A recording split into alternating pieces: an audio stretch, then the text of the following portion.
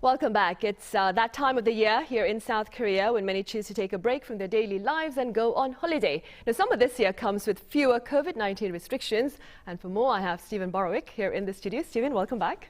Nice to be here. I also have Bryan PIETSCH with me. Bryan, it's good to see you again. Good to see you.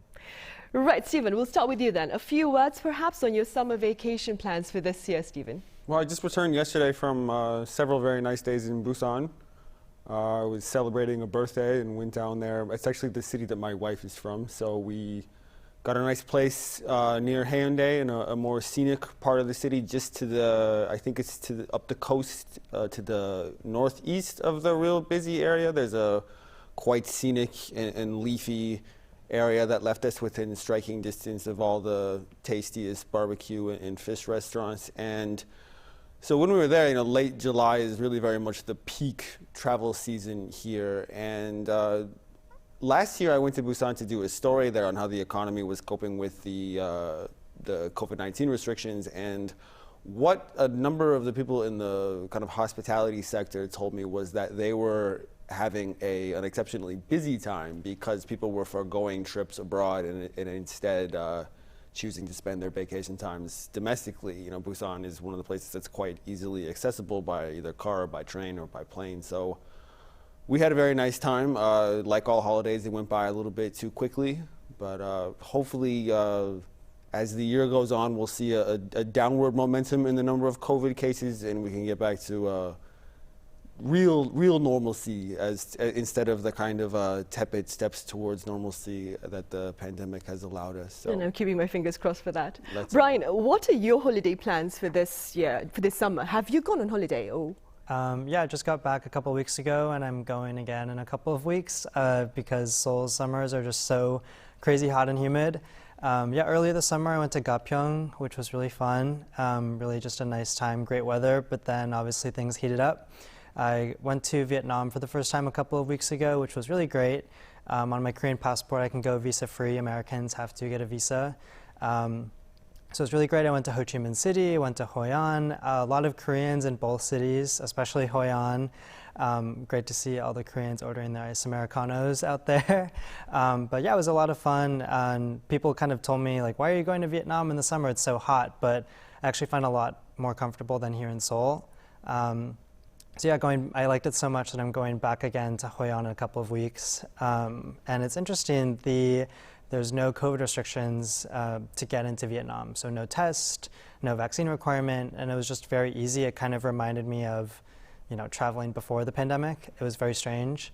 Yeah, but I think the one thing influencing it now is I booked my Korean air flight direct to Da Nang Airport. 500,000 won, but 200,000 of that was a fuel surcharge. So, oh my, I see. We're through the pandemic, kind of, but then obviously you have those factors like fuel charges and inflation also affecting things. Very expensive. Yeah.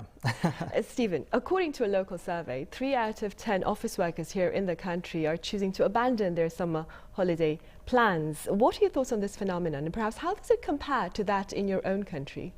Well, it's very unfortunate.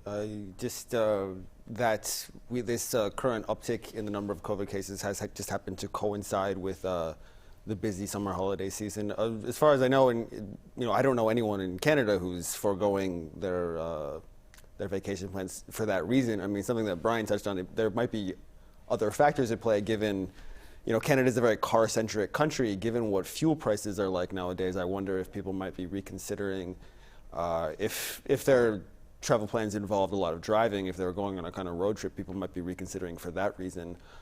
As we see in the news every day, there's a whole lot of factors at work nowadays that are creating additional expenses and inconveniences. And so the people who have decided to forego their trips, it could be, any one of these things affecting them and their household and weighing on their decision making.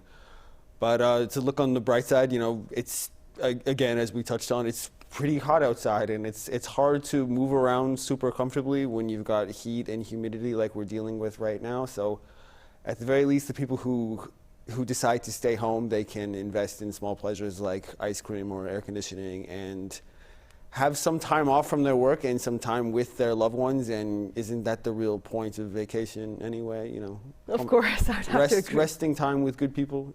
Right, eating well, resting well. Bryan, what appears to be the case among your Korean acquaintances this summer? Are they choosing to spend time just at home, or perhaps travel within the country, or like you, perhaps venture beyond national boundaries? Yeah, I've noticed a lot of my Korean friends and also just my foreigner friends here in Korea, a lot of domestic travel, which is great because it's so easy to get around Korea with the car, by bus, or by train. A lot of people, of course, going to Busan, enjoying the nice weather, hopefully cooler than here in Seoul, of course, Jeju. And a lot of people going to Yangyang. I've been noticing a lot of friends on their Instagram stories posting you know, the beach or the clubs and bars, restaurants in Yangyang. Did not think of that as a really popular summer destination, but might have to check it out. Right, it's also quite popular for surfing, is it not? Yeah, it's on my list. I've never gone surfing before. Would love to try it, and it's on my list, but only so many weekends, and of course it's now August, as we were talking about, so time is running out. Right, it really is. And Steven, the summer vacation, as you mentioned, the peak period here in South Korea falls between late July and early August, which is right around this moment as we speak. What can you tell us about the peak periods in other places, like in Canada? In Canada, I guess there's a lot of the peak travel revolves around when kids are off school, because that's when families travel. So would that be June then? Well, June is when the school year ends, but there's of course there's Christmas, and there's also what's called March break, which is the week in March when kids are not in school. And so that's a really popular week for families to go south. A lot of Canadian families go to Florida to, you know, depending on the age of their children, they might go to Disney World or just to some kind of beach resort somewhere. And then when things tend to get into what they call the dog days of summer, around this time of year when it's really hot, there are some companies that will shut down for a couple of weeks, and that will give families time off. And so I guess it's roughly similar to the way that it is in Korea. And I think back to growing up in Canada, and an extraordinarily hot day would have been like 28 or 29 degrees, whereas spending my adulthood in Seoul in the summer, that's a cold day. It really That's what is. we're dealing with nowadays. So it all depends on a number of factors. Right. Bryan, during the high season, authorities here in the country have measures in place to ease traffic congestion, especially to popular tourist destinations, as well as they crack down on excessive price hikes at these particular destinations. How do these efforts perhaps compare to those in the U.S.? Yeah, I'd say in the U.S. maybe we address the former, but not the latter.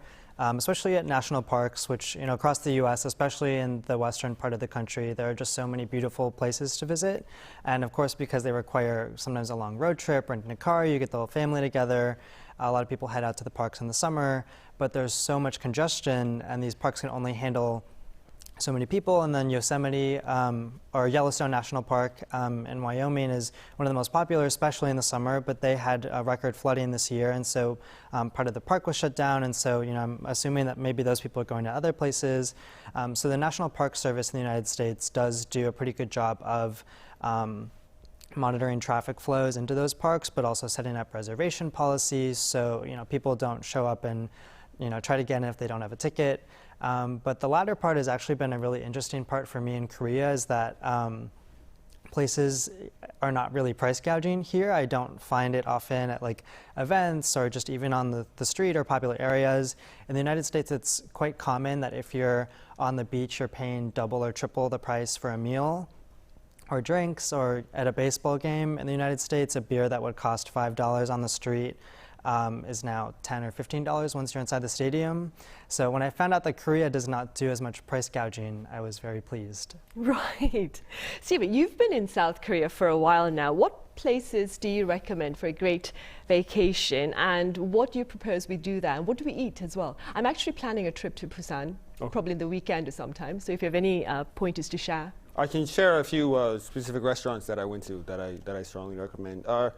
Over the years, I've developed a few kind of return destinations, some kind of little gems that I like going back to. I really like going to Danyang, which is about an hour and a half south of Seoul in Chungcheongdo, and it's a sort of rural county. It's kind of urban enough. There is a city there. You can get good food there. You can get anything you want. And then if you go not too far from the city center, there's a very scenic area where there's a whole bunch of pensions that are kind of nestled into mountains and are right along this bubbling stream.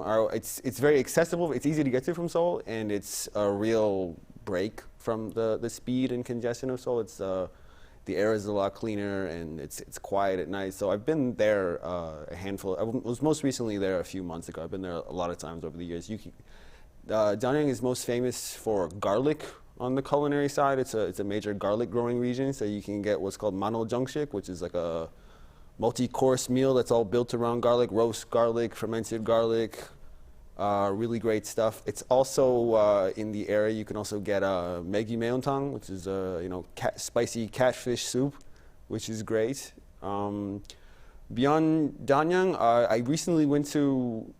Even before the Olympics, I never really went to Gangneung all that much. But since the Olympics, since the kind of big additions in infrastructure that went on in that area, I've been there a few times, and there's a few really lovely hotels and places to stay along the beach there, and there's a lot of just kind of high-end cuisine there, really great Western food. There's a lot of great coffee there, and then of course you have the area's representative tofu dishes.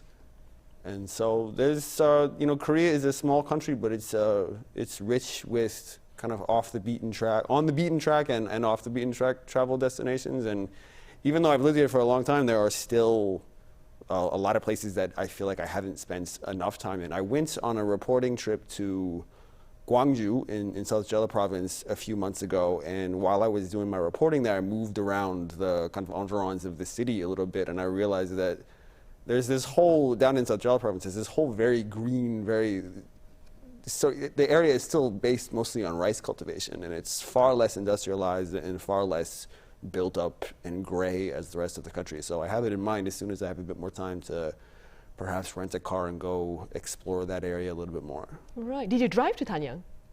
I have driven to Danyang before, but it's also very accessible. I've been there by train too. There's I think you can get a train. I live pretty close to Susa station on the SRT, and so it's very convenient for you. Yeah, to travel, and right? I think there are trains also that go there from Yongsan and Seoul stations. So Danyang for garlic and Gangneung for coffee and tofu. Yes. All right, thank you for that. Bryan, you've been here for about a year, and apart from Yangyang, where else would you like to visit here in South Korea?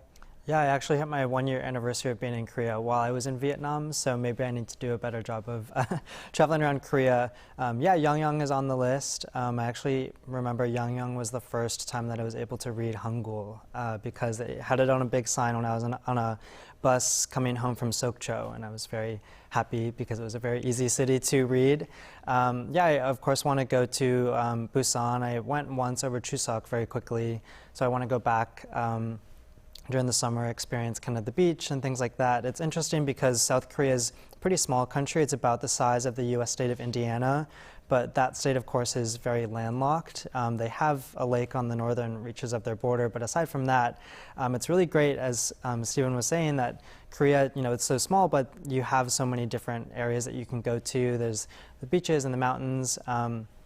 So I'd love to go to Busan. I've been told many times that I need to go to Jeju, of course, but have not found the time to go. One of the problems, I think, is renting a car because if you're a permanent resident here or a citizen, you can't use the international driver's license. But then if you have a fresh driver's license in Korea, then you cannot rent a car within the first year. So I'm kind of in that middle ground where I can't rent a car there. So maybe once it's been a year of having my driver's license here, I'll go to Jeju and drive around. People, even back in the United States, right before I moved here, I was in Colorado in a vacation ski town in Colorado in the summer. And the bartender found out that I was moving to Korea, and she was like, oh, there's this magical island that you need to visit. And she wrote it down on a Post-it note. And here I thought it was some obscure place, but it was Jeju. It was Jeju Island, I see. Yeah. Right. And speaking about Jeju Island, Steven, it is, the island itself, the Southern Resort Island, is emerging as a very popular destination for workation. Now, how do you respond, Steven, to this semi-vacationing trend of blending work and rest together? Okay, well, I was in Jeju a few weeks ago, and I would say to Bryan, you can get around without a car if you plan your trip. There are buses, and there are, I wouldn't say a car is totally essential, but it definitely does make a difference to your ease of movement. But when it comes to workation, I mean, I'm one of these people that for the past 2.5 years has not really left my house all that much. I've been working from home, almost pretty much the entire time. And so I have mixed feelings about the idea. It's great that so many people now can work from anywhere, and one thing that I think is great is that it's reduced the need for so many people to spend so much time commuting, and morning traffic jams and the morning crush on public transit is not what it once was. I was in the Philippines a few weeks ago, or a couple months ago, several weeks ago, and just being in Manila and like being on the ground at 8 in the morning is just night and day from what it was like before the pandemic. And this was a city where people routinely had to spend 1 hour, 2 hours, even more than that in transit each way because of the volume of the traffic and the lack of public transit options. So now you have a whole lot of people whose days have just opened up immensely. And I think that's great. But when it comes to workation, embedded in that word there is the blending of work with recreation. And I have kind of mixed feelings about that. It seems like the bargain that a lot of workers are making now with their employers is you can work from your home, but you're kind of always on the clock. There is not the same work-life separation. I mean, it used to be that you had to go to the office every day, and when you were in the office, you were 100% focused on work. And when your day was over, you went home, and you were at home, and nobody bothered you, and that was your private space. Home is now not really a private space. Specifically for me, I've been having to focus working at home and then managing all the responsibilities of home. And that psychological separation doesn't really exist. And I guess we're now, as time goes on, there's going to be more and more young people who are entering the workforce who are not familiar with this kind of rigid distinction that once existed. And it will be kind of normal for them to be at home and to have to take calls from their boss or be handling emails even late at night. I mean, it is sad in a way, but I guess if you put the question to a lot of those people, myself included, like, okay, you can change this, but it's going to mean that you need to go to your office every day. There's and you're going to have to put on a suit, and you're going to have to sit in traffic or sit on a train or a bus for who knows how long every day. I think it's a trade-off a lot of people would take if it was put to them. Right, I see. Bryan, then, simply speaking, should vacationing be about getting quality rest and good nutrition, or should it be all about adventure and fun? I think the ideal vacation is having both. I mean, if you've been on a vacation where you're just traveling and doing museums and activities all day long, you almost don't like it because it's just too much and you're just so tired by the end of the day. But I've always been kind of averse to like beach vacations because it's not really fun to me to just sit around and lounge, and then I get bored. So I think the ideal vacation is having the ability to do both things, because you enjoy relaxing when you're tired from the activities and vice versa. So I think that's the ideal vacation, and it's great to go to locations where you are able to do both types of activities. Right, indeed. Steven, would you say that South Korea is the ideal destination for the foodies out there?